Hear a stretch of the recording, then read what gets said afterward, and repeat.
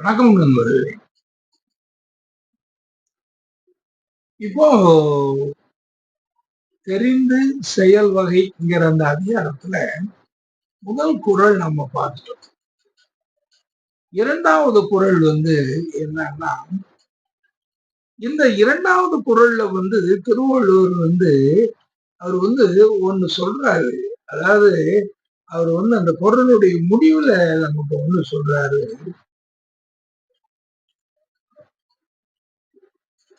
அரும்பொருள் யாதொன்றும் இல். கஷ்டமான காரியங்கிறது எதுவுமே இல்லை அப்படின்னு அதுல சொல்ற. நீ எந்த ஒரு காரியத்தை நீ செய்தா இருந்தாலும் அதுல அரும்பொருள் யாதொன்றும் இல். எப்போ அப்படின்னு சொல்லும் பொழுது பார்த்தா அவர் சொல்றாரு, தெரிந்த இனத்தோடு சேர்ந்து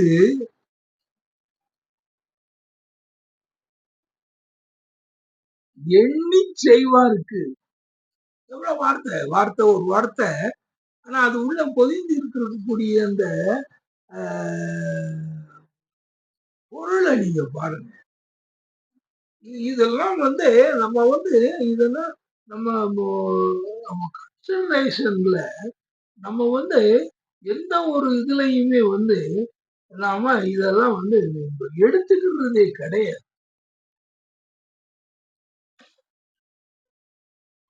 தெரிந்த இனத்தோடு அவர் சொல்றாரு, முதல் ரெக்யூர்மெண்ட் முதல்ல என்ன வேணும் அப்படின்னு சொன்னா, தெரிந்த இனமாக இருக்கு. தெரிந்த இனம்னு சொன்னாச்சுன்னா ஒன்னும் வேற எங்கேயோ இருந்தெல்லாம் ஒன்றும் ஆள் கிடையாது. அதுல உள்ள வேற எந்த குறுகிய எண்ணங்களும் அதுல கிடையாது. ஆனால் ஒரு தெரிந்த இனத்தவனை நீங்க தேர்ந்தெடுக்கிறது பெரிய கஷ்டம். அதை நீங்க கண்டுபிடிக்க முடியாது. இவன் தான் இந்த இதுக்கு வேணும். நம்ம தெருல உள்ள ஒரு பையனா இருக்கலாம், நம்ம ஃப்ரெண்டா இருக்கலாம், நம்ம கூட ஸ்கூல்ல படிச்சோம்னா, காலேஜ்ல படிச்சோம்னா, இப்படி ஒவ்வொருத்தர்களும் இருப்பாங்க. ஆனா இவங்க எல்லாம் தெரிந்தவர்களாக ஆயிட முடியாது. ஒருவர் தெரிந்த இனத்தவர்னு எப்படி தீர்மானிக்க முடியும்னா, அவங்கள நாம யாரு அப்படிங்கிறது நம்ம தெரிஞ்சுக்கணும். இவன் எப்படிப்பா அப்படின்னு சொன்னா, நம்ம தான் அதை அலசி ஆராய்ந்து பார்க்கணும். இப்போ நான் ஒரு காரியம் செய்யலாம்னு நினைக்கிறேன். என் கூட நீ துணைக்கு துணைக்கு வாரனாலும் வாரியா, நம்ம கூட்டாக சேர்ந்து செய்வோமா, அல்லது ஒரு மாத சம்பளத்துக்கு நீ கைகோர்த்து வருவியா அப்படிங்கும்போது, அதுவும் என்னென்ன மாதிரி ஆட்கள் அவங்க தெரிந்தவர்களாக இருக்கணும். அந்த தெரிந்தவர்கள் தெரிந்தவர்களாக இருந்தால் மட்டும் போதாது, புதிதாக நீங்க அவர்களை தெரிய வேண்டும்.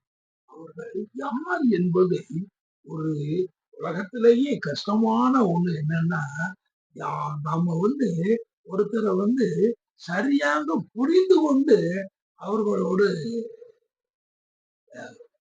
எந்த வகையிலேனும் நாம ஒத்து போகிறது, எந்த வகையிலேனும் இணைந்து போறது உலகத்துல மக்களை படிப்பதுதான் முக்கியம். எல்லாம் வருவாங்க, போவாங்க. அதுக்கப்புறம் திருப்பி அவங்க குணம் அதுக்கப்புறம் வெளிப்படும். அது வெளிப்படும் பொழுது அதனால பல நஷ்டங்கள் உருவாகும். இது இப்படிப்பட்டவன்னு நமக்கு தெரியாம போச்சு. அப்போ இதையெல்லாம் நாம தெரிஞ்சுதான் ஒரு காரியம். அதனால தெரிந்த இனம் அப்படின்னு சொல்லும்போது வேற எந்த குறுகிய அர்த்தம் உள்ள ஒண்ணு இல்லை. அது கூடவே இருக்கிறவனாலும் அவர்களை தெரிந்து கொண்டோமா என்பது ரொம்ப முக்கியம்.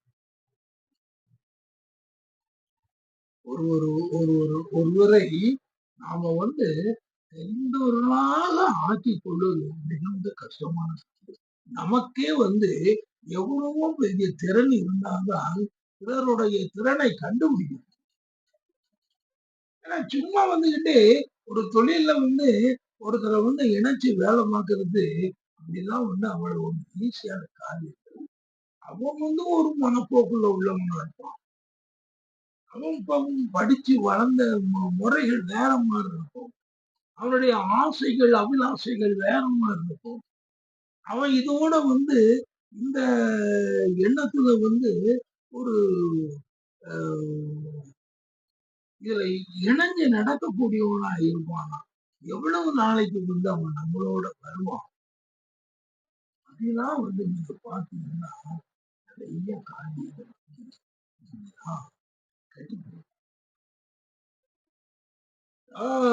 திடீர்னு 2 நண்பர்கள் இருக்காங்க.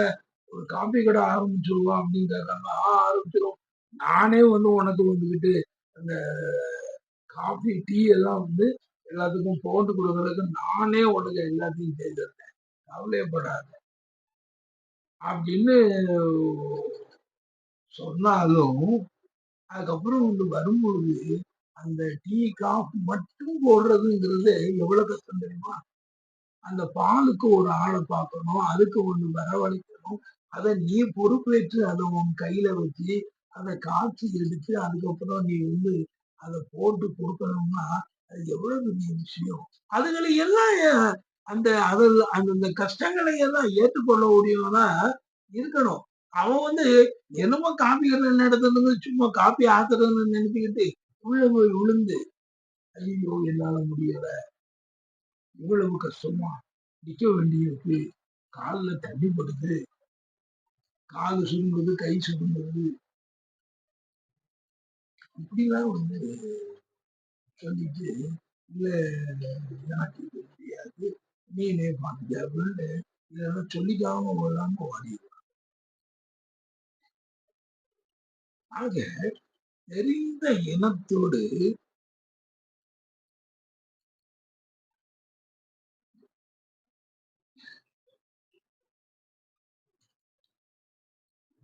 சேர்ந்து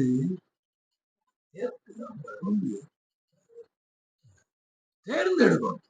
தேர்ந்து எண்ணி செய்வாருக்கு.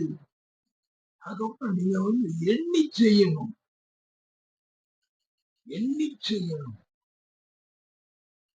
தேர்ந்தெடுக்கிறீங்க, அதுக்கு உங்களுடைய அறிவுகளை மேம்படுத்துறீங்க. அதுக்கப்புறம் எண்ணி செய்வாருக்கு. மற்ற விஷயங்களை எல்லாம் நீங்கள் எண்ணி செய்வாருக்கு.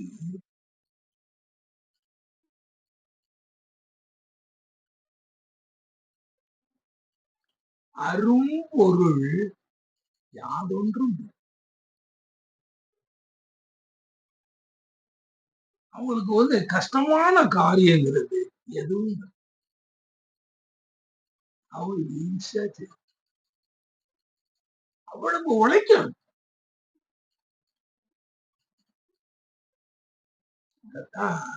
இந்த இதுல அது ஒரு வைக்காது. முதல்ல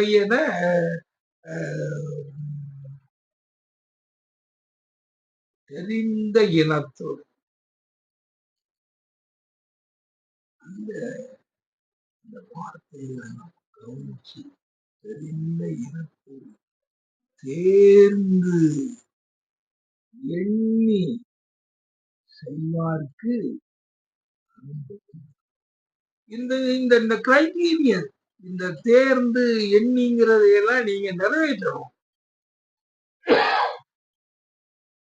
அப்படி செய்யும் பொழுது அரும்பொருள் யாதொன்றும் இவ்வளவு செய்யும்.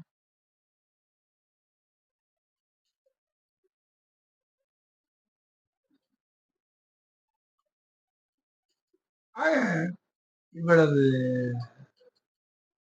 விஷயங்கள் வந்து தெரிந்து செய்வது.